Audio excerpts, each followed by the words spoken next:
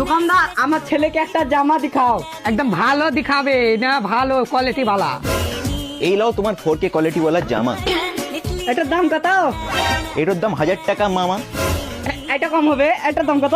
এটা 1500 টাকা মামা। 1500? এটা তাহলে কম হবে, এটার দাম কত? এটা মাত্র 2000 টাকা মামা। 2000?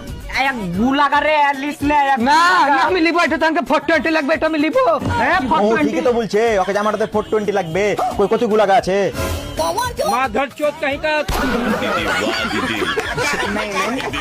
না রে, এই জামাটা লিস্ট নে। তোর মা ঠিকই বলছে, এটা তো গুলাগা আছে।